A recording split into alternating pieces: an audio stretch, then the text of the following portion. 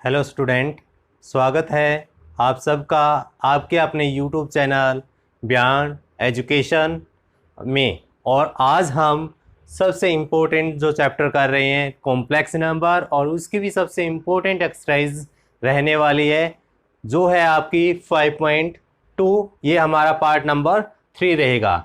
इसमें आपको निकालना है मॉडुलस और आर्गुमेंट। यानी मॉडुलस इजी है निकालना, बट आर्गुमेंट कैसे निकालते हैं इसमें प्रॉब्लम आ जाती है। आइए सबसे पहले हम थ्योरेटिकल पोर्शन को समझते हैं, उसके बाद क्वेश्चन वेरी इजीली हम निकाल पाएंगे। देखो, सबसे पहले अगर मैं यहाँ एक्स और वाई एक्सिस लेता हूँ, ये आपकी एक्स एक्सिस है, ये वाई एक्सिस है। अगर इसके ऊपर आपने स्मॉल एक्स वाई कोई भी पॉइंट डिनोट करना है, सपोज करना ये पॉइंट पी एक्स वाई है, स्मॉल एक्स स्मॉल वाई, तो इसका मतलब क्या है, ये आपका ओरिजिन है। ओरिजिन से ये डिस्टेंस है, ठीक है। मतलब ये आपकी यहाँ से यहाँ तक कितनी डिस्टेंस होगी, x, और ये डिस्टेंस क्या होगी, y। मतलब ये यहाँ तक क्या है, y डिस्टेंस है। यानी ये पॉइंट आपका x और y आ चुका है, ठीक है। ये तो है आपका कार्टेशियन प्लेन में। अगर कॉम्प्लेक्स नंबर में हम डिनोट करना चाहें, कॉम्प्लेक्स नंबर की फॉर्म क्या होती है, z is equal to x plus iota y या a प्लस आइटा बी, ठीक है। यहाँ a और b क्या है, कॉन्स्टेंट है, ठीक। x प्लस आइटा वाई भी बोल सकते हैं या a प्लस आइटा बी। तो इसको हम कैसे डिनोट करेंगे, जो x एक्सिस है ये आपकी रियल ऑफ z होगी, यानी रियल एक्सिस होगी। z का मतलब कॉम्प्लेक्स नंबर है, यानी जो x एक्सिस को रियल सपोज करेंगे, y एक्सिस को क्या सपोज करेंगे, इमेजिनरी ऑफ z, ठीक है। y एक्सिस को इमेजिनरी और x एक्सिस को रियल। तो ये आपका पॉइंट बनेगा, वही आपका P of x plus iota y बनेगा, ठीक है। यानी x और आइटा वाई ऐसे बोल सकते हो आप, ठीक। ये तो x है यहाँ से यहाँ तक, और ये इमेजिनरी है तो ये आइटा वाई, तो ये आपका x और आइटा वाई हो गए, मतलब कॉम्प्लेक्स नंबर के फॉर्म में। कहने का मतलब है ये आपका ओरिजिन से P तक का ये डिस्टेंस है। तो आपका ये जो y एक्सिस है ये क्या है, आइटा वाई है, ठीक है। और ये क्या है, x है, यहाँ से यहाँ तक का x। तो अगर आप अब ये देखो, जो हम यूज़ करने वाले हैं इस एक्सरसाइज में मेन आर्गुमेंट निकालने के लिए, तो हम क्या यूज़ करेंगे। सबसे पहले आप यहाँ से ये देखो, अगर ये कोई एंगल आपका अल्फ़ा है, ये आपका एंगल क्या है, 90 डिग्री है। तो इस राइट एंगल ट्रायंगल में ओ पी क्यू में, in right angle triangle O P Q x, और इसको ओ पी को सपोज कर लेते हैं हम आर। ओ पी क्या है हमारी, आर है। तो यहाँ एक्स बाई आर क्या होगा, ध्यान से देखना, एक्स बाई आर। आपने एक फॉर्मूला किया होगा 10th क्लास में, पंडित बद्री प्रसाद हर हर बोले और सोना चांदी तोले। मतलब साइन थीटा किसकी इक्वल होता है, perpendicular by hypotenuse. Cos theta किसकी इक्वल होता है, बेस बाय हाइपोटेन्यूज। यहाँ ये क्या है, ओ क्यू, मतलब एक्स, एक्स क्या है, बेस है, और इसके 90 डिग्री के सामने क्या, हाइपोटेन्यूज, यानी बेस बाय हाइपोटेन्यूज क्या होगा, कोस। यानी एक्स की वैल्यू क्या आ चुकी है, एक्स बाई आर की वैल्यू कोस थीटा। यानी एक्स की वैल्यू क्या आ गई यहाँ से, r cos theta. X is equal to are cos theta है, ठीक है। ध्यान से देखना इसको। सिमिलर हम ये निकाल सकते हैं, P Q by O P, P Q by O P किसकी इक्वल होगा, पी क्यू किसकी इक्वल है, वाई की इक्वल। ओ पी किसकी इक्वल है, आर की इक्वल। तो ये कितना है, किसकी इक्वल होगा, आपका पी क्यू क्या है, परपेंडिकुलर बाय हाइपोटेन्यूज। तो परपेंडिकुलर बाय हाइपोटेन्यूज क्या होता है, साइन। यानी ये है साइन अल्फा, एंगल हमने अल्फा सपोज किया था, तो यहाँ भी अल्फा आएगा, यहाँ भी अल्फा आएगा। तो इसका मतलब y की वैल्यू क्या आ चुकी है, y is equal to r sine alpha. यानी x की वैल्यू क्या आ गई थी, आर कोस अल्फा। अगर एंगल थीटा सपोज करते तो यहाँ थीटा आ जाएगा, कोई प्रॉब्लम नहीं है, ठीक है। यानी एक्स कोस अल्फा और वाई साइन अल्फा आ गई, एक्स और वाई की वैल्यू। अगर एक्स और वाई की वैल्यू हम यहाँ पुट करेंगे इसमें, z is equal to x plus iota Y की फॉर्म में है, तो जेड किसकी इक्वल होगा, एक्स की वैल्यू क्या है हमारे पास, R cos alpha plus iota, Y की वैल्यू क्या है, आर साइन अल्फा। तो कॉमन क्या आ सकता है यहाँ से, आर। तो z is equal to R common आ सकते हैं, cos alpha plus iota sine alpha. ये आपकी बन गई है पोलर फॉर्म। कौन सी फॉर्म है? Polar form. अगर पोलर फॉर्म में रिप्रेजेंट करना है तो आपको इस फॉर्म में रिप्रेजेंट करना होगा, क्योंकि क्वेश्चंस आगे भी ये भी है कि आपको पोलर फॉर्म में भी रिप्रेजेंट करना है। अगर यहाँ थीटा सपोज करोगे तो z is equal to are cos theta plus iota sine theta होगा। ठीक है, और थीटा क्या होगा? यहाँ आपका आर्ग्यूमेंट होगा। क्या होगा? आर्ग्यूमेंट। अब आर्ग्यूमेंट क्या होता है इसको जानते हैं। ठीक है, उससे पहले हम आर क्या है? आर आपका मॉडुलस है, मैग्नीट्यूड है। तो आर कैसे निकालते हैं? हमने पहले भी निकाला था। आर कैसे निकालते हैं? यानी z is equal to x plus iota y है, z is equal to x plus iota y है। अगर इसका मैग्नीट्यूड करते हैं यानी मोड ऑफ z करते हैं तो ये r की इक्वल आता है। r का मतलब z का मैग्नीट्यूड यानी मॉडुलस। मॉडुलस और मैग्नीट्यूड दोनों ही सेम टर्म है। तो कैसे निकालते हैं? रियल पार्ट का स्क्वायर प्लस इमेजिनरी पार्ट क्या है यहाँ y, आइटा के साथ जो भी है ये आपका क्या होगा? इमेजिनरी पार्ट, यानी इमेजिनरी पार्ट का स्क्वायर और इसका स्क्वायर रूट, ये आपका आता है मॉडुलस। किस क्या है ये? r और z, ये क्या आपका? मॉडुलस। मॉडुलस या फिर आप इसको मैग्नीट्यूड भी बोल सकते हो, मॉडुलस या मैग्नीट्यूड। तो हमने मॉडुलस पता चल गया क्या है, पोलर फॉर्म पता चल गई क्या है। ठीक है, तो यहाँ हम थीटा सपोज कर सकते हैं तो यहाँ थीटा आ जाएगा, इसमें कोई डाउट नहीं है। तो अब हमने निकालना है कि आर्ग्यूमेंट होता क्या है। सबसे इम्पोर्टेंट है आर्ग्यूमेंट कैसे निकालोगे। ठीक है, उसके लिए आप पहले इसको देखना पड़ेगा, इसको ध्यान में रखना पड़ेगा कि एक्स को क्या पुट करते हैं हम? Are cos alpha. वाई को क्या पुट करते हैं? R sine alpha. Alpha put करो या थीटा पुट करो, इससे कोई प्रॉब्लम नहीं रहेगी। तो आइए अब देखते हैं कि ये आर्ग्यूमेंट क्या होता है। ठीक है, आर्ग्यूमेंट बेसिकली एक एंगल होता है। क्या होता है? एक एंगल होता है।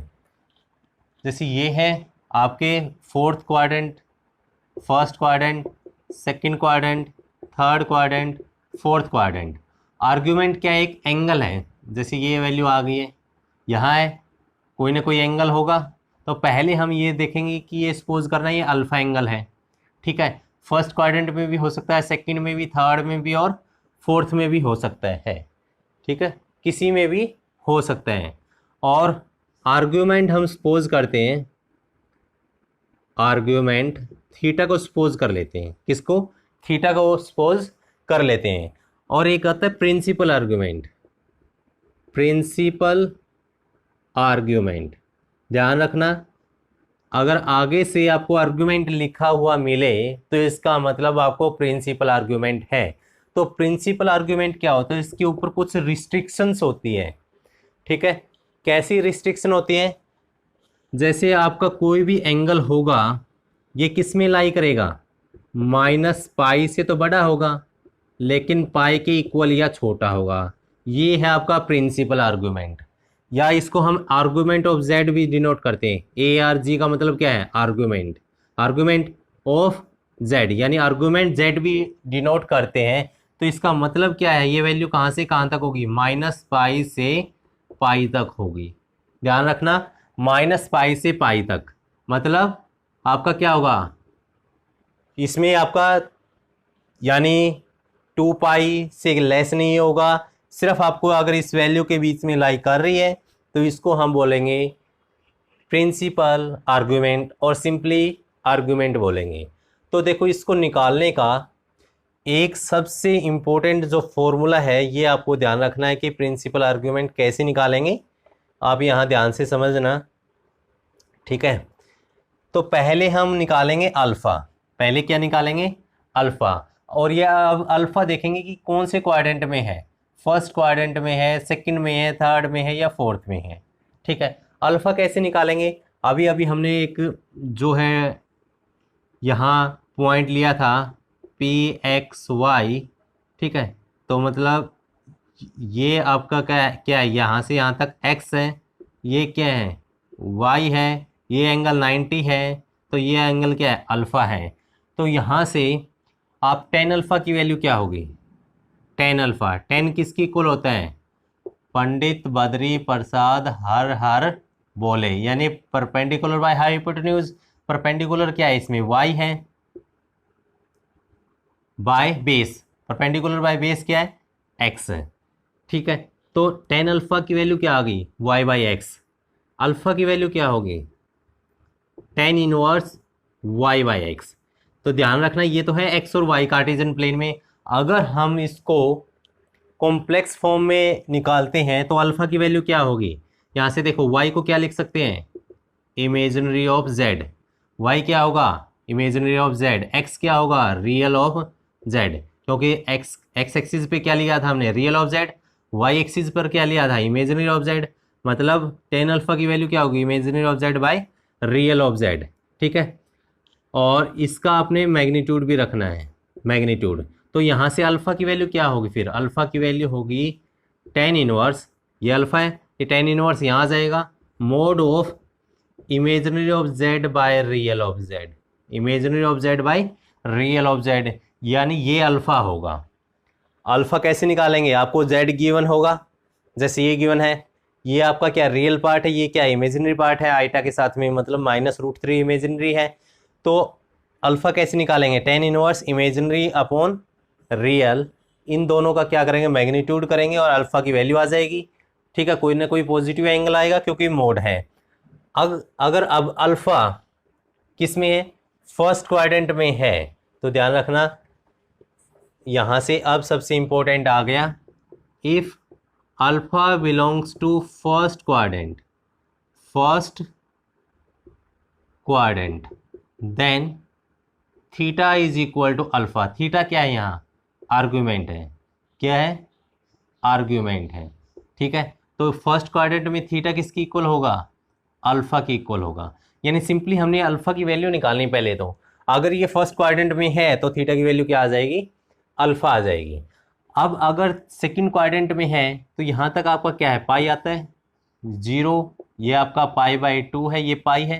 तो अगर सेकंड क्वाड्रेंट में है कहीं न कहीं, if alpha belongs to second quadrant then theta किसकी इक्वल होगा, ये पाई में से कुछ माइनस करेंगे, यानी पाई माइनस अल्फ़ा।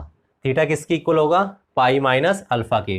यानी सेकंड क्वाड्रेंट में आर्ग्यूमेंट की वैल्यू क्या होगी, पाई माइनस अल्फ़ा होगी। यानी अल्फ़ा की वैल्यू हम पहले निकाल लेंगे, आर्ग्यूमेंट कैसे निकालेंगे, पाई में से माइनस कर देंगे अगर सेकंड क्वाड्रेंट में लाई कर रहा है तो। ठीक है, अगर थर्ड क्वाड्रेंट में लाई कर रहा है, if alpha belongs to third quadrant then theta is equal to, देखो ये अगर हम एंगल मेजर करते हैं एंटी क्लॉकवाइज डायरेक्शन में, अगर एंटी क्लॉकवाइज डायरेक्शन में एंगल कैसे मेजर करते हैं, पॉजिटिव, एंगल कैसे मेजर करते हैं, पॉजिटिव। बट अगर क्लॉकवाइज डायरेक्शन में करना तो एंगल कैसे मेजर करते हैं, नेगेटिव में। जैसे ये अल्फ़ा अगर आपका फोर्थ क्वाड्रेंट में होता तो अगर एंगल हमने ऐसे मेजर करना होता तो थीटा को ये क्या होता, माइनस अल्फ़ा होता है। If alpha belongs to fourth quadrant then theta किसकी इक्वल होता है, क्योंकि ये देखो यहाँ तक ये क्या है, अल्फ़ा है, यानी फर्स्ट क्वाड्रेंट में पॉजिटिव। बट अगर इसको क्लॉकवाइज मेजर करते हैं तो थीटा की वैल्यू क्या आ जाएगी, माइनस अल्फ़ा। यानी फोर्थ क्वाड्रेंट में थीटा किसकी इक्वल होगा, माइनस अल्फ़ा, यानी जो फर्स्ट में था उसका माइनस कर देना। ऐसे ही थर्ड क्वाड्रेंट में क्या होगा, थर्ड में अगर इसको मेजर करेंगे तो ये क्या था, यहाँ से पाई माइनस अल्फ़ा था तो इसका आगे नेगेटिव लगा दोगे, पाई माइनस अल्फ़ा है, इसके आगे क्या लगा देंगे, नेगेटिव, क्योंकि क्लॉकवाइज डायरेक्शन में हम इसको मेजर कर रहे हैं।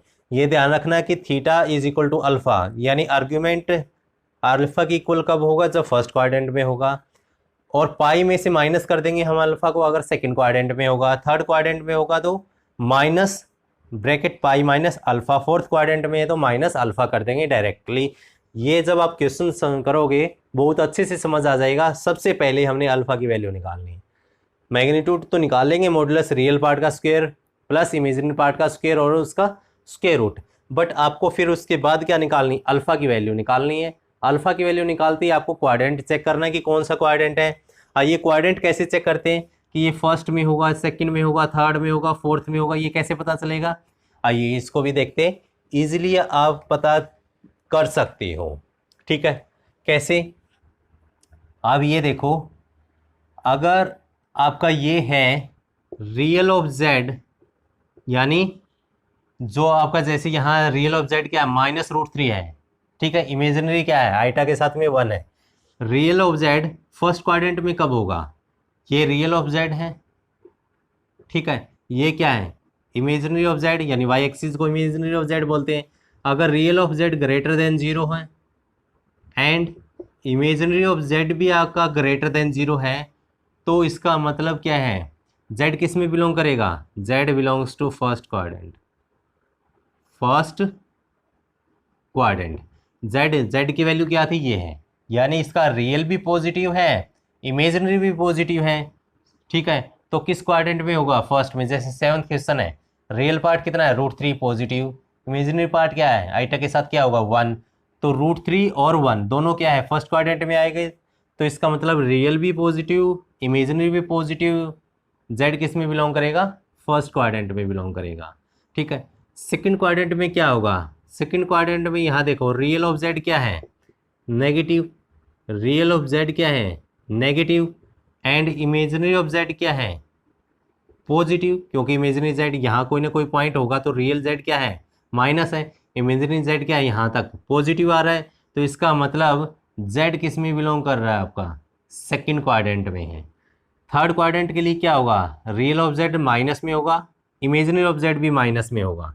If real of Z less than zero and imaginary of Z less than zero, which implies Z किस में बिलोंग करेगा, थर्ड क्वाड्रेंट में। कौन से क्वाड्रेंट में होगा, थर्ड में होगा। फोर्थ क्वाड्रेंट में क्या होगा, रियल देखो यहाँ कोई वैल्यू आएगी, रियल क्या आएगी, पॉजिटिव, बट इमेजिनरी क्या आएगी, negative. If real of Z is greater than zero and imaginary of Z is less than zero, तो जेड किस क्वाड्रेंट में बिलोंग करेगा, फोर्थ क्वाड्रेंट में, ठीक है। तो अब हमें ये पता चल सकता है कि जेड फर्स्ट क्वाड्रेंट में होगा, सेकंड में, थर्ड में, फोर्थ में। तो वहाँ से हम अल्फ़ा की वैल्यू निकालेंगे पहले। तो अगर फर्स्ट क्वाड्रेंट में है तो अल्फ़ा की वैल्यू आई थी, वही आर्गूमेंट है। फोर्थ में है तो अल्फ़ा के आगे जैसे अल्फ़ा की वैल्यू आ गई π/3, तो उसका नेगेटिव कर देंगे, किस में आ जाएगा, आपका प्रिंसिपल आर्गूमेंट आ जाएगा, सिंपली आर्गूमेंट आ जाएगा, ठीक है। और सेकेंडली ये भी कर सकते हैं, हमने क्या पुट किया था, z = x + i है, z = x + i, ये कॉम्प्लेक्स नंबर है। तो आपको z x की वैल्यू क्या थी, r cos थीटा, y की वैल्यू क्या थी, r sin थीटा। अब r तो मैग्नीट्यूड है, ये तो पॉजिटिव रहेगा। अब देखो अगर फोर्थ क्वाड्रेंट में लाई कर रहे हैं, फोर्थ क्वाड्रेंट में लाई कर रहा है, फोर्थ में कोस थीटा क्या होता है, क्योंकि x की वैल्यू क्या होगी, कोस थीटा, y की वैल्यू क्या होगी, साइन थीटा। फोर्थ में कोस थीटा की वैल्यू तो पॉजिटिव होगी, बट साइन थीटा की वैल्यू क्या होगी, नेगेटिव होगी। तो थीटा = क्या हो जाएगा, -α है। तो आइए अब कुछ क्वेश्चन करते हैं, फिर आपको ज़्यादा क्लियर होगा, ठीक है। ये थ्योरी पोर्शन समझना बहुत ही ज़रूरी था, उसके बिना क्वेश्चंस नहीं निकल पाएंगे, बीच में कोई ना कोई डाउट होगा। बट आइए अब स्टार्ट करते हैं क्वेश्चन नंबर फर्स्ट से। तो फर्स्ट क्वेश्चन ये है कि आपको मॉडुलस और आर्गुमेंट निकालना है। तो पहला क्वेश्चन z = -1 - i√3, ठीक है। तो इसमें रियल ऑफ z कितना है, अगर इसका पहले हम मॉडुलस निकालेंगे तो पहले रियल ऑफ z कितना होगा, यानी z का कॉम्प्लेक्स नंबर का रियल पार्ट कितना है, -1, और इमेजिनरी ऑफ z कितना होगा, ठीक है। यानी आइटा के साथ क्या है, ये -√3 है, -√3 है। तो इसका मॉडुलस क्या होगा, मॉडुलस यानी z का मॉडुलस ऐसे डिनोट करते हैं, या r के इक्वल भी डिनोट करते हैं, यानी तीनों इक्वल है, मॉडुलस को ऐसे रिप्रेजेंट करते हैं या फिर r के इक्वल। तो इसमें क्या था, रियल पार्ट का स्क्वायर, रियल ऑफ z का square plus imaginary of z का स्क्वायर और इसका स्क्वायर रूट। तो रियल ऑफ z कितना है, -1 है, तो -1 का square plus imaginary of z क्या है, -√3 है, तो इसका स्क्वायर और इसका स्क्वायर रूट। -1 का स्क्वायर कितना होगा, यहाँ से 1, और माइनस का स्क्वायर प्लस √3 का स्क्वायर कितना होगा, 3, 1 + 3 कितना होगा, 4, 4 का स्क्वायर रूट क्या आ चुका है, 2। तो इसका मतलब आपका मॉडुलस कितना आ गया, यहाँ से मॉडुलस आपका आ गया 2, ठीक है। ये तो था आपका मॉडुलस निकालना। अब नेक्स्ट है आपको क्या निकालना है, आर्ग्यूमेंट। आर्ग्यूमेंट निकालने के लिए सबसे पहले हम अल्फ़ा की वैल्यू निकालेंगे। किसकी वैल्यू निकालेंगे, अल्फ़ा की वैल्यू निकालेंगे। तो अल्फ़ा क्या होगा, alpha is equal to tan inverse, यहाँ लिखेंगे now alpha is equal to tan inverse mod of imaginary of Z upon real of Z. ठीक है, tan inverse imaginary of Z कितना है, इमेजनरी ऑफ जेड कितना है, -√3 है, -√3 अपॉन रियल ऑफ जेड कितना है, -1 है। माइनस से माइनस कैंसल, मतलब ये वैल्यू क्या होगी, टेन इनवर्स √3 होगी। ठीक है, अगर यहाँ एक माइनस होता है, सपोज करना ये -1 नहीं होता, तो सिर्फ -√3 और -√3 का मोड कितना हो जाएगा, √3, यानी अंदर जो भी क्वांटिटी है नेगेटिव है तो उसको ये पॉजिटिव बनाएगा ही बनाएगा। तो यहाँ से टेन इनवर्स क्या आ गया, √3। तो अल्फ़ा की वैल्यू आ गई आपकी टेन इनवर्स। अब √3 10 में किसकी वैल्यू है, 10 में √3 किसकी वैल्यू है, 60 की, यानी π/3। तो अल्फ़ा की वैल्यू क्या आ चुकी है यहाँ से, अल्फ़ा इज इक्वल टू π/3। अब अल्फ़ा π/3 आ गया है। अब आपको ये चेक करना है कि आपका जो z है किस क्वाड्रेंट में है, फर्स्ट में है, सेकंड में है, थर्ड में है, फोर्थ में है, ये चेक करना है। तो यहाँ मैं लिख लेता हूँ अल्फ़ा क्या आ गया आपका π/3 है फर्स्ट क्वाड्रेंट में। अब चेक करेंगे फर्स्ट में है या किस में है, और मॉडुलस की वैल्यू ये आपने निकाल ली, क्या थी, 2 थी। अब चेक करेंगे कि किस क्वाड्रेंट में है, उसी के अकॉर्डिंग हम आर्गुमेंट की वैल्यू निकाल पाएंगे। ठीक है, सिंस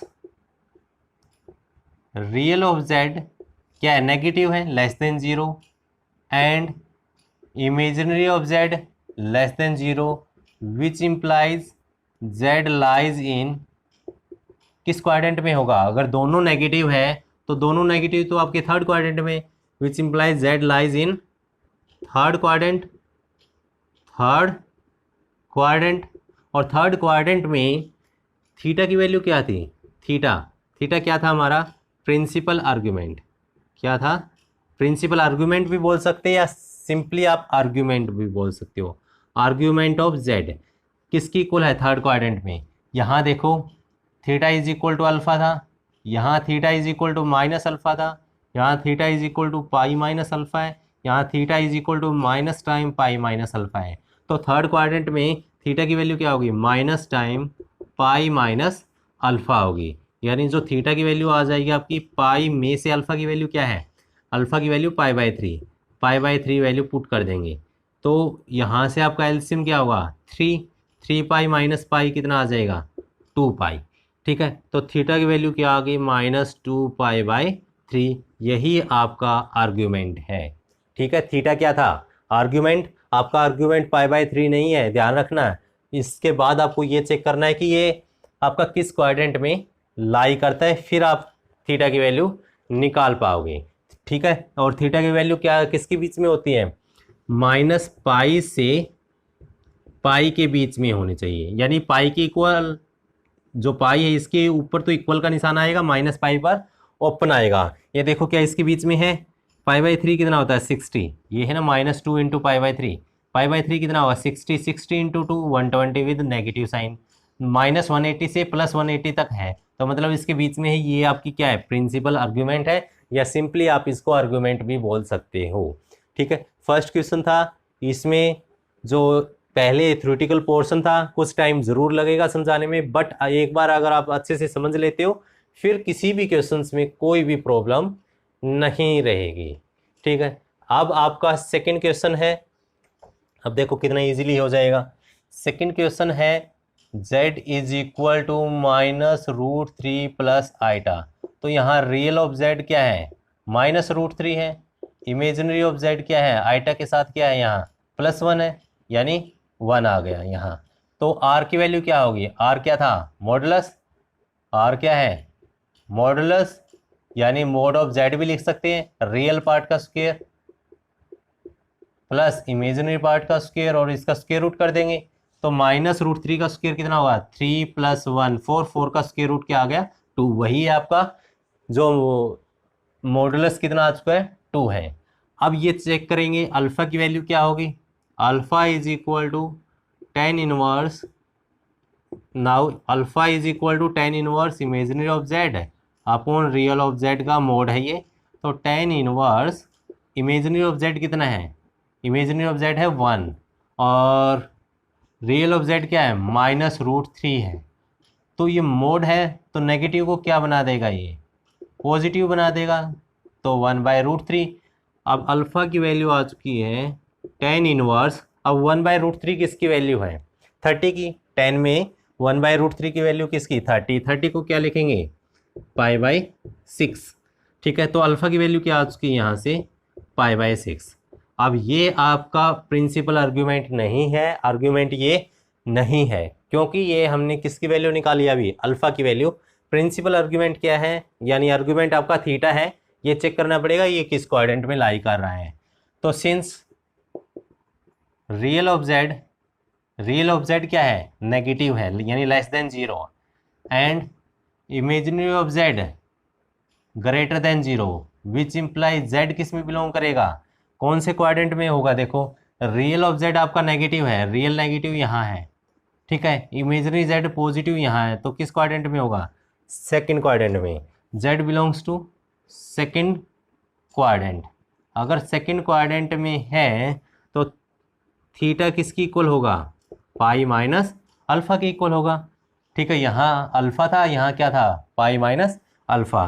तो यहाँ which implies theta is equal to π-अल्फ़ा की वैल्यू कितनी है, π/6।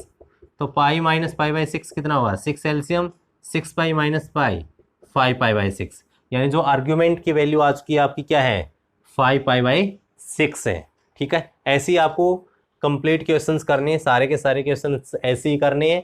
और 3rd to 8 क्वेश्चंस ये भी सिंपल क्वेश्चंस हैं, बस आपको ये ध्यान रखना है कि ये इसमें आपको निकालनी है कॉम्प्लेक्स कि क्या निकालनी है, पोलर फॉर्म निकालनी है। ठीक है, तो पोलर फॉर्म निकालोगे तो पोलर फॉर्म क्या होती है, सबसे पहले ये देख लेना। पोलर फॉर्म जो आपकी है z is equal to r into cos theta plus iota sine theta, ये आपकी पोलर फॉर्म है। r यहाँ है क्या, मॉडुलस, क्या है, मॉडुलस या फिर मैग्नीट्यूड भी बोलते हैं इसको, मॉडुलस या मैग्नीट्यूड। और जो यहाँ थीटा है ये क्या है आपका आर्ग्यूमेंट। तो इस क्वेश्चन में नया क्या है, कुछ भी नहीं है। तो फर्स्ट में भी तो यही निकाला था, मॉडुलस और आर्ग्यूमेंट। आपने मॉडुलस की वैल्यू निकालनी, यहाँ पुट कर देनी है, आर्ग्यूमेंट यानी थीटा की जो भी वैल्यू आई थी यहाँ पुट कर देनी है, बस इसको यहाँ तक छोड़ देना है। ये आपकी क्या हो जाएगी, पोलर फॉर्म आ जाएगी। आइए क्वेश्चन नंबर 3rd को करते हैं। क्वेश्चन नंबर 3rd है, तो z is equal to 1 - iota है। ठीक है, 1 - आइटा, ये किसकी इक्वल सपोज कर लिया हमने, z की इक्वल। तो रियल ऑफ z कितना है यहाँ से 1, इमेजिनरी ऑफ z कितना है, आइटा के साथ है -1। ठीक है, ध्यान रखना इमेजिनरी ऑफ z क्या है, -1 है, कितना है, -1 है। तो अगर r की वैल्यू निकालेंगे, r क्या होगा, रियल ऑफ z का स्क्वायर, रियल ऑफ z का square plus imaginary of z का स्क्वायर और इसका स्क्वायर रूट। तो 1 का स्क्वायर 1, -1 का स्क्वायर भी 1, 1 + 1 कितना होगा 2। यानी r की वैल्यू तो आपकी आ चुकी है, कितनी है, √2 है। यानी ये आपका मॉडुलस तो आ गया। अब r की वैल्यू आ गई है, थीटा की वैल्यू निकालनी है, थीटा की वैल्यू और निकाल देंगे, यहाँ पुट कर देंगे। ठीक है, क्वेश्चन यहाँ से स्टार्ट हुआ हमारा। ठीक, अब यहाँ से थीटा की वैल्यू, थीटा क्या है, आर्गुमेंट है, तो पहले हम अल्फ़ा की वैल्यू निकालेंगे। Alpha is equal to tan inverse imaginary of z upon real of z। ठीक है, तो यहाँ से tan inverse imaginary of z कितना है, -1, रियल ऑफ z क्या है 1, -1 अपॉन 1 कितना होगा, -1, -1 का मोड कितना होगा, -1 का मोड कितना होगा, 1 होगा। ठीक है, तो 1 किसकी वैल्यू है, 10 में, 10 π/4 की वैल्यू 1 है, 10 π/4। इसका मतलब अल्फ़ा की वैल्यू क्या आ चुकी है, यहाँ से π/4 वैल्यू आ चुकी है। अल्फ़ा की वैल्यू आई है, ये आपका प्रिंसिपल आर्ग्यूमेंट नहीं आया है, यानी आर्ग्यूमेंट की वैल्यू नहीं आई है। तो आइए अब चेक करते हैं कि z किस क्वाड्रेंट में है। रियल ऑफ z क्या है, positive, since real of z is greater than 0 and imaginary of z less than 0, less than 0 है या नेगेटिव है, विच इम्प्लाइज z किस में बिलोंग करेगा। देखो अगर आपका रियल ऑफ z क्या पॉजिटिव है, इमेजिनरी z नेगेटिव है, तो किस क्वाड्रेंट में आएगा, 4th क्वाड्रेंट में, which implies Z belongs to fourth quadrant. Fourth quadrant में थीटा की वैल्यू क्या होती है, theta is equal to minus alpha. तो थीटा की वैल्यू क्या है, माइनस टाइम अल्फ़ा की वैल्यू क्या है, π/4। यानी ये आपकी आर्ग्यूमेंट की वैल्यू आ चुकी है। और हमने क्या निकालना है, पोलर फॉर्म। इसके बाद ये लिखेंगे polar form is z is equal to this.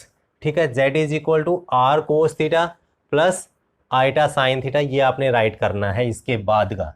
तो z इज इक्वल टू, अब यहाँ वैल्यू पुट कर दो। r की वैल्यू कितनी है, r की वैल्यू है √2 कोस थीटा की वैल्यू कितनी है, -π/4 प्लस आइटा साइन ऑफ -π/4। अब यहाँ तक सोल्व करने के बाद आपको ये छोड़ देना है, आगे कोई भी सिंप्लीफिकेशन नहीं करनी है, कोई वैल्यू पुट नहीं करनी है। यहाँ कभी ये सोचो कि कोस माइनस थीटा कोस थीटा होता है और कोस π/4 की वैल्यू 1/√2, यहाँ भी वैल्यू पुट कर देंगे। अगर आप वैल्यू पुट करोगे तो अल्टीमेटली आपका यही वैल्यू आ जाएगी, फिर हमने इसको चेंज करने की क्या ज़रूरत थी। पोलर फॉर्म का मतलब ये है कि आपको आर और थीटा में चेंज करना है। किस में चेंज करना है, आर और थीटा में। आपका आंसर आर और थीटा में आना चाहिए, यानी आर की वैल्यू पुट करनी है अपनी, थीटा की वैल्यू पुट करनी है। ठीक है, ये एंगल आपका थीटा है, प्रिंसिपल आर्ग्यूमेंट। तो सिर्फ आपको वैल्यू पुट करके छोड़ देना है। तो ये आपका क्या आ चुकी है, ये पोलर फॉर्म आ चुकी है, which is required polar form. अब ये सारे क्वेश्चंस ऐसे की ऐसे क्वेश्चन है, 4th 5th 6th 7th 8th सब ऐसे ही है। ठीक है, आइए अब नेक्स्ट क्वेश्चंस भी करते हैं। क्वेश्चन नंबर 4,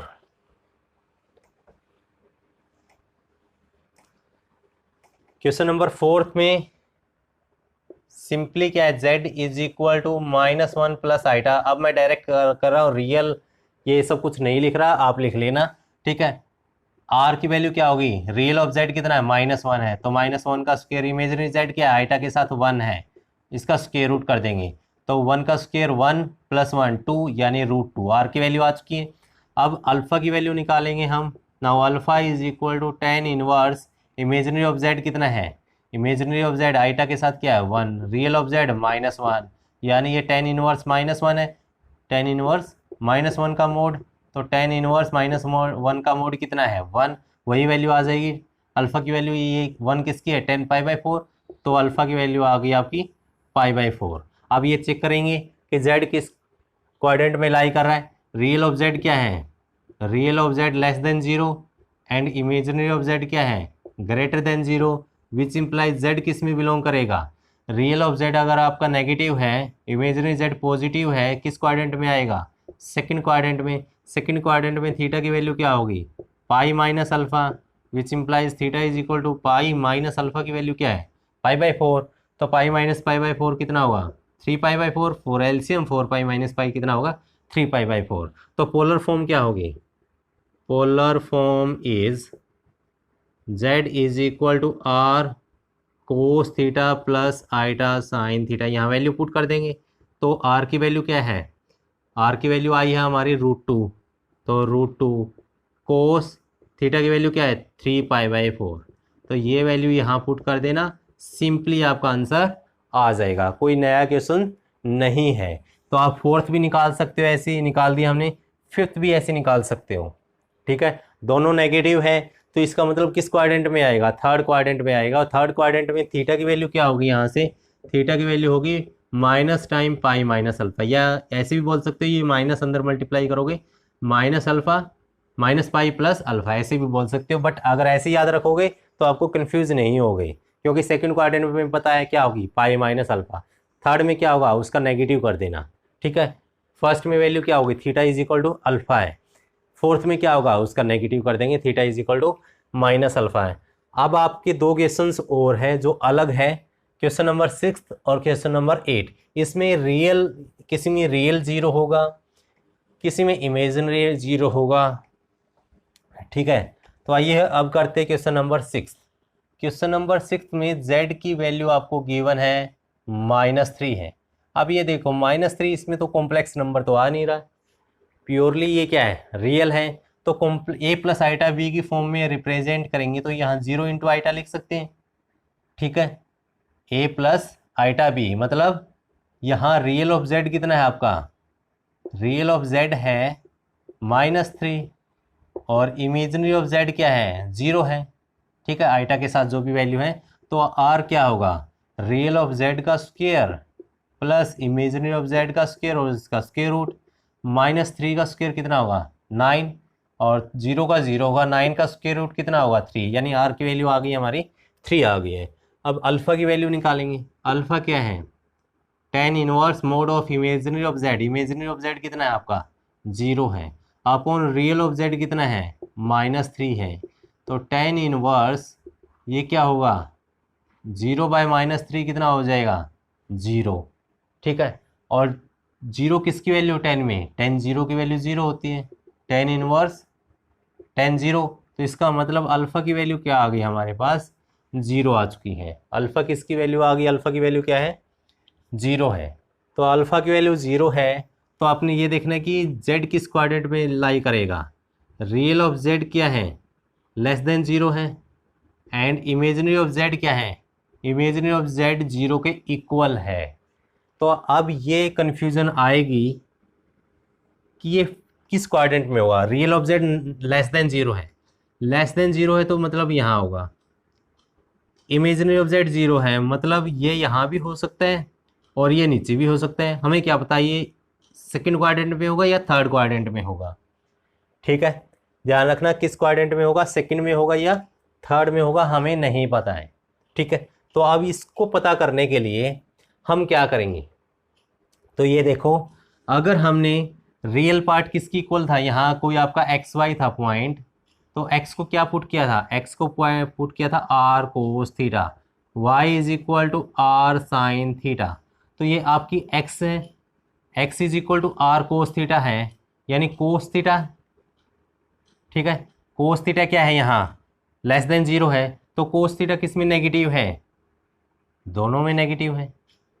कोस थीटा किस में नेगेटिव है, फर्स्ट में भी नेगेटिव है और आपका सेकंड में भी नेगेटिव है, क्योंकि कोस पॉजिटिव कहाँ कहाँ होता है, फर्स्ट में और फोर्थ में। तो इसका मतलब कोस तो नेगेटिव है, तो कोस आपका रियल ऑफ जेड नेगेटिव रहेगा, इसका तो कोई इफेक्ट नहीं पड़ेगा। इमेजिनरी जेड क्या है, 0 है।